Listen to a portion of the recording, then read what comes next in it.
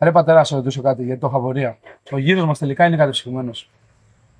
Ο γύρος μας λοιπόν, Έχουμε δει πολλά σχόλια που λένε τι μας λες, ο γύρος που είναι κατεψυγμένος και μας τον πουλάς χειροποίητο κτλ. Παλιά μέχρι 10-15 κιλά ή 20 βαριά μπορούσαμε να τον κάνουμε χειροποίητο, να τον φτιάξουμε εμείς κτλ. Τώρα, όταν λέμε φρέσκος γύρος χειροποίητος, εννοούμε τι? Ο γύρος μας είναι μπούτι και πανσέτα. Αυτό λοιπόν φτιάχνεται σήμερα στο εργοστάσιο που έχουμε συνεργασία, μπαίνει στη βαθιά κατάψυξη, στο chiller που λένε, ψύχεται από μέσα προς τα έξω, αυτή είναι η σωστή και βαθιά κατάψυξη, και την άλλη μέρα το πρωί εμείς τον κουμπώνουμε εδώ και τον ψήνουμε. Όταν λέμε λοιπόν φρέσκος γύρος, αυτό εννοούμε. Δεν μπορεί ένας γύρος να κάτσει από το πρωί μέχρι το βράδυ απάνω στην ψισταριά και να μην έχει... Και να είναι νοπός. Να είναι νοπός.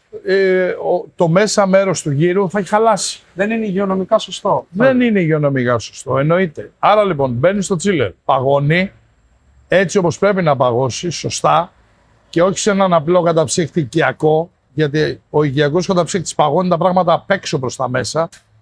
Εμάς λοιπόν ο γύρος μπαίνει σε chiller, παγώνει και την άλλη μέρα το πρωί έρχεται εδώ φρέσκος, γιατί μπήκε χθες στο chiller, σήμερα το βάζουμε και τον ψήνουμε για τον κόσμο.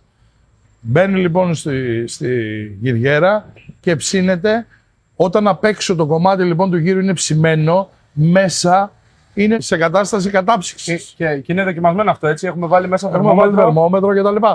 Δεν μπορεί λοιπόν να μου πει ο άλλος ότι ο γύρος μου είναι κατεψυγμένος. Ναι, έχει μπει στην κατάψυξη, αλλά για τις ανάγκες του προϊόντος.